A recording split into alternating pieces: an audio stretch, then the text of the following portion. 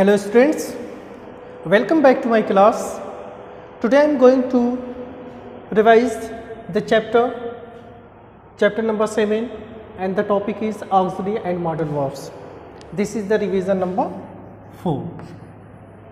In revision number 4, I am going to teach you chapter number 7 of English grammar, and the topic is auxiliary and modal verbs. The name of this chapter is auxiliary and modal verbs. So let us see first of all what is auxiliary verb. Auxiliary verbs are also called the helping verbs. They are used with the main verbs to form tenses, different tenses and passive form. Auxiliary verbs are used with main verb to form different tense and passive forms. There are two kinds of auxiliaries. Auxiliary verbs can be divided into two parts. Auxiliary verbs, they can be divided into two parts. One is primary auxiliary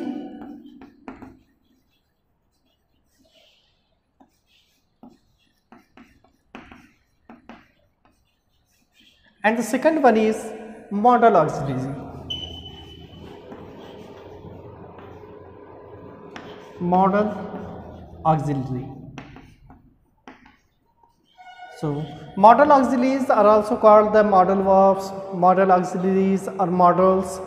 They are different types of names. They have different names. You can say modal auxiliaries, modal verbs or modals. So auxiliary verbs can be divided into two parts, primary auxiliary and modal auxiliaries. Primary auxiliary verbs can be divided in, there are three primary auxiliary verbs. Number 1, verb be. Number 2, verb have. And number 3, verb do. In verb be, there are the verbs of is, am, are, was and were. These are verbs be: is, am, are, was and were. These are verbs be. In verbs have, we have three verbs: has, have and had. In verb do, we have three verbs: do, does and did.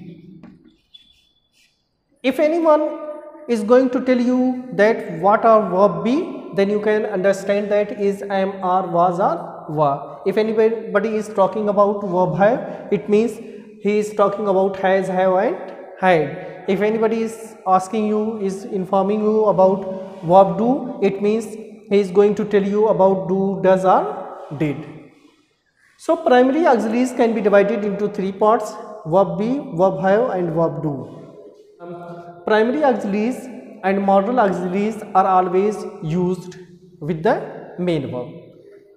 In modal auxiliaries, we can say they are can, could,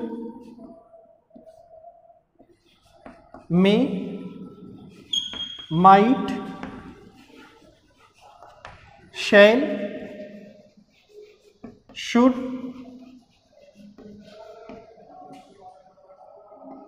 ought to,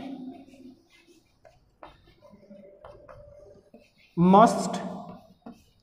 Sometimes we also use dare and need as modal auxiliaries. Need. Sometimes we use need and dare as modal verbs. So these are the primary auxiliaries and these are the modal auxiliaries. In primary auxiliaries, verb be. In verb be, we use is, am, are in present tense and was and were in past tense. In verb have, we use has, have in present tense and we use had in past tense. In verb do, we use do, does in present tense and did in past tense. And these are the modal auxiliaries. Modal auxiliaries can only be used in two ways. For example, some can be they have their individual usage. Can, the past of can is could. May, the past of may is might. Shall, the past of shall is should. Ought to, must, they have only single forms. They don't have their present or past form, different present or past forms. They have only one form. They can be used either present or past or future. They don't have two forms. So these are the auxiliary verbs. Let us see one by one. First of all, primary auxiliaries. So auxiliary verbs are used before not in negative sentences. If there is any negative sentence, if we will use auxiliary verbs before that not in assertive sentences. For example, we can say she is busy. Is the primary auxiliary verb be. We can say she should go. Should is the modal auxiliary, and if we want to use not in this sentence, means if we want to use negative sentences, we will use is and we will use auxiliary verbs before the not. For example, she is not busy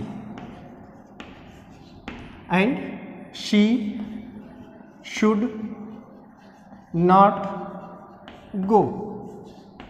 We use the auxiliary verb before not.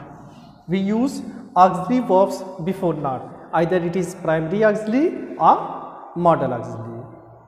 And if we are going to prepare the question, if we are going to make a question, we use the primary or the auxiliary verbs before the subject. We use auxiliary verbs before the subject if we are going to make a question, if we are going to ask a question. For example, if we are going to change it into interrogative sentence, we can say that is she busy. We can say should she go. In interrogative sentences, in assertive sentences, we use auxiliary verbs after the subject, but in interrogative sentences, we use auxiliary verbs before the subject. We use auxiliary verbs before the subject in interrogative sentence, and in assertive sentence, we use auxiliary verbs after the subject. Now come to the next point. We use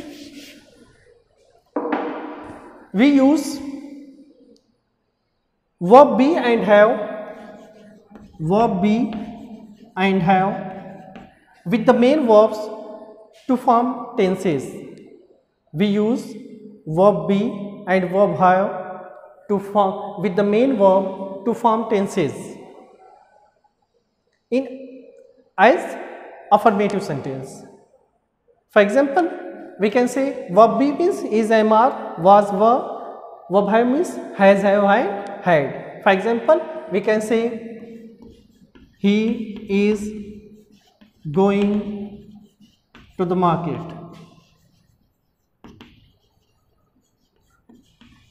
We used here is with the main verb to form tense. This auxiliary verb be is used with the main verb to form tense. Like that, we can also use verb have to form tenses. For example, he has gone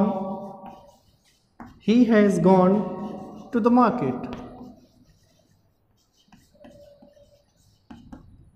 Here, has is the auxiliary verb.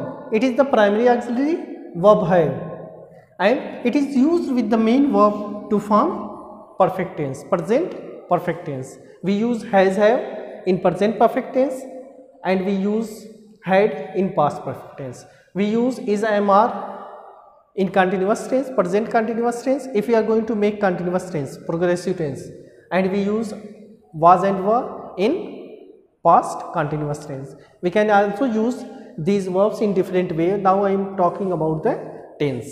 In tense we use is, am, are in present continuous tense, was, were in present past continuous tense, in active voice, and has, have in past present perfect tense, and had in past perfect tense. So these are the uses of these verbs. We use verb be to form passive voice too. For example, we can say he reads a book. A book. If we are going to change a sentence into passive voice, we use verb be or verb have. We can use verb be. For example, a book, so is, am, are, is read by him. A book is read by him. This is the present indefinite tense, and it is changed into passive voice, and in passive voice we also use auxiliary verbs, and we use verb do in tenses. Verb do, in verb do there are do, does and did, but we use verb do in negative and interrogative sentences only as auxiliary verb. If we are going to use verb do as auxiliary verb, we use in negative and interrogative sentences only. We don't use verb do as auxiliary verb in affirmative sentences. For example, we can say he does not go to market.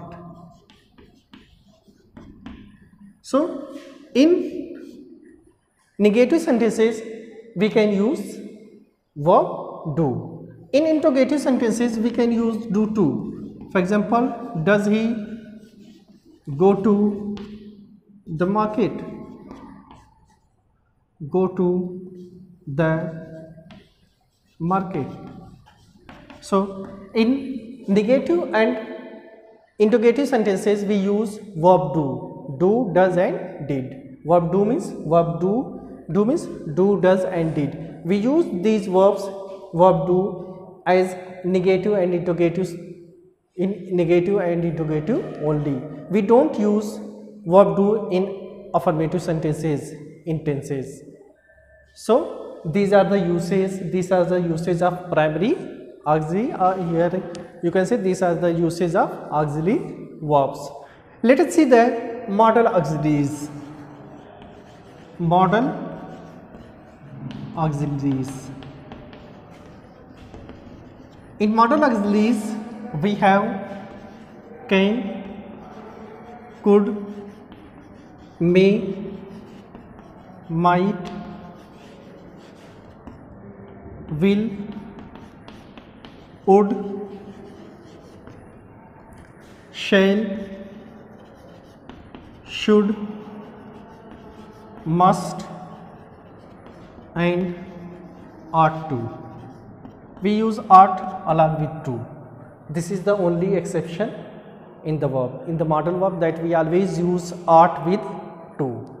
So these are the modal verbs. We also use modal verbs with the main verb, but as in primary auxiliaries we can use the primary auxiliaries along with the main verbs, but verbs can be in first form or third form too.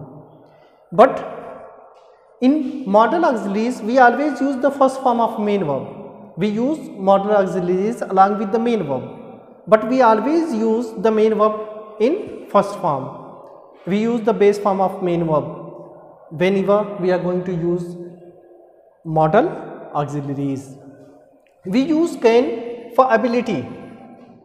We use can for ability, or we can also use it for asking permission. We use could for past of can, and it can be used for past ability or permission. We use may for possibility.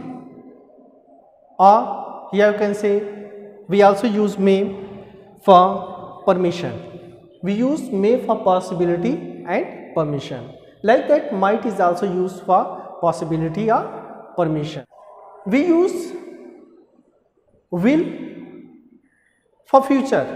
We also use will for request or offer. हम request या future के साथ साथ request या offer के लिए भी will का यूज करते हैं. We use would for polite request, for past of will, for polite request, for past of will और for offer. We use shall like that the will for future, for offer, for request. We also use shall for suggestion. We also use shall for suggestion. If we are going to give some suggestion to anyone, we can use shall. We use should for necessity. It is not like must. We use must for necessity. Must is stronger than the should. Should is a weaker point and must is stronger than should for necessity, and must is used for necessity and certainty. Necessity and certainty. Certainty is a little bit like possibility. Certainty क्या possibility के करीब होता है, possibility की तरह से ही use होता है. Must is also used as certainty. Ought to is you also use for certainty. It is not always only for necessity. You can say obligation too. It is also used for obligation.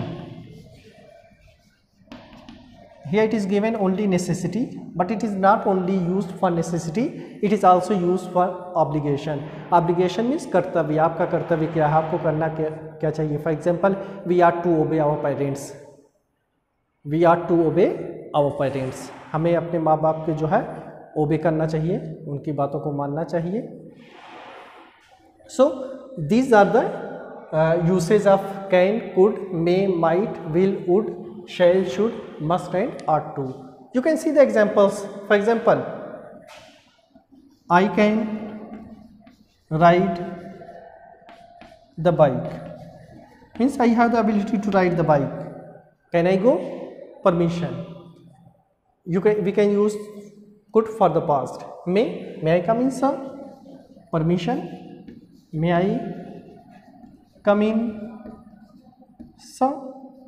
This is permission. We can also use may for possibility.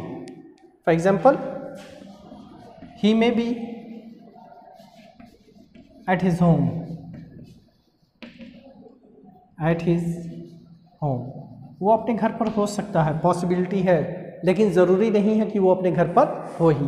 In it there is possibility. Like that we can use these sentences. We can use these words, these model verbs into different sentences. Would you help me please? Polite request. We can use shall. I shall see him tomorrow. Means general future thing. Should, you should do it. Here is necessity. तुम्हें ये करना चाहिए. But it is not must. You can say here is only necessity. Must, you must go to the market. Here is necessity, but here is the pressure is a lot. You can't deny, you must go to the market, you must go to the school. Like that. Ought to, we are to obey our parents. Like that. These are the uses of modal auxiliary verbs. Now let us see the exercise. Here is only one exercise in this chapter. Match the sentences on the left with the uses of the modals on the right. At right side there is uses, at the left side here are sentences. The first sentence is I must make a phone call. Make a phone call. This is the first sentence.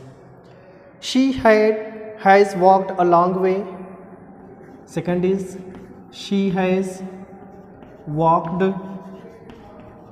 a long way. A long way. She must be tired. She must be tired. Number third is, will you close the window please? Will you close the window please? Fourth, we will be away next weekend. We will be away next weekend. We will be away next weekend. 5, she can speak French fluently. She can speak French fluently.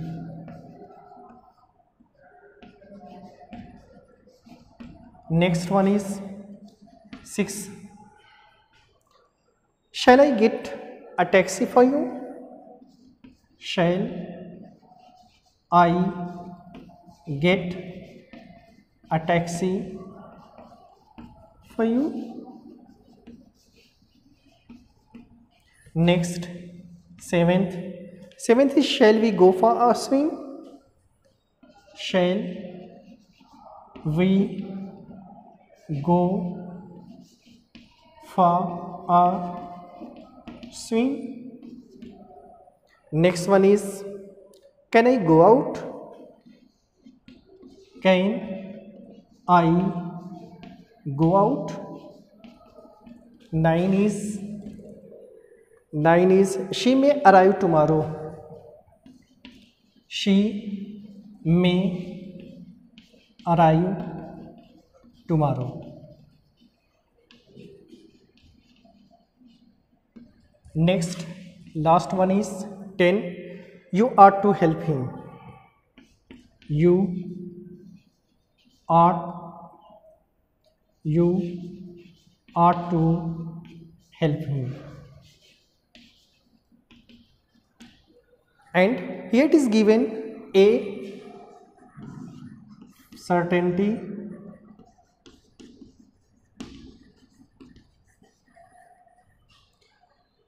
B, ability;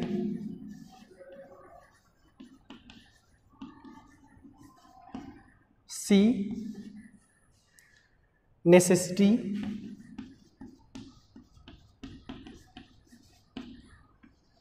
D, permission;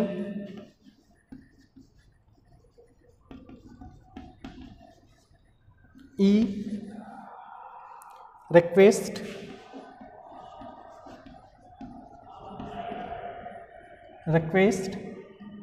F, possibility;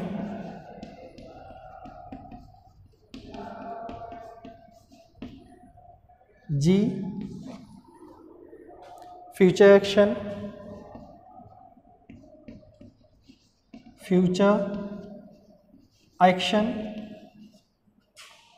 H is suggestion;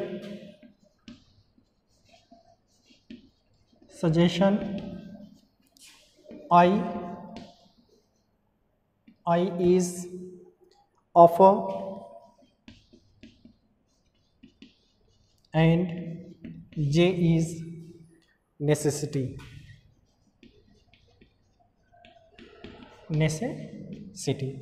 These are the, we have to match which one is matched with these words. For example, we have seen that can is used for possibility, for ability or permission. May is used for possibility or necessity. Like that, we have to see, I must make a phone call. It is must means necessity. It is used for necessity. We have to see necessity. Here are two necessity. We have to choose. I am going to here mark only sentence number. So 1. Now see the second one. She has walked a long way. She must be tired. Tired? Here it is certainty. She must be tired is certainty. So we can say second one is certainty. Now see the third one. Third one, will you close the window please? Here is a request. Will you close the window please? If it is added as please, it means request. Please tells us request. It is very simple and we use will for request too. So this is sentence number 3. Request is 3. Now see the next one, 4. We will be away next week. It is future action. We will be away next week. This is future action. So this is sentence number 4. And number 5 is she can speak French fluently. Can is used for ability. So where is ability? This is ability. This is sentence number 5. And now see the 6th. Shall I get a taxi for you? This is an offer. This is an offer. And 6. Shall we go for a walk? This is suggestion. So we can say this is sentence number 7 is suggestion. Shall is used for suggestion. Here is used for offer. Okay. And next one is can I go out? This is asking permission. Is there permission? Permission. Yes. This is sentence number 8. And 9 is she may arrive tomorrow. This is possibility. Possibility. This is possibility. And the 9, you are to help him. This is necessity. 10. So these are the uses. This is the exercise that is given in your book. Here must is used for necessity. Here must is used for certainty. Here will is used for request. Here will is used for future action. Here can is used for ability. Shall is used for offer. Here shall is used for suggestion, and here can is used for possibility. Can is used for permission, and here she may arrive tomorrow. May is used for possibility, and here ought to is used for necessity. So this was the exercise. This is the exercise that is given in your book. Now revision class is over. Thank you. Have a nice day.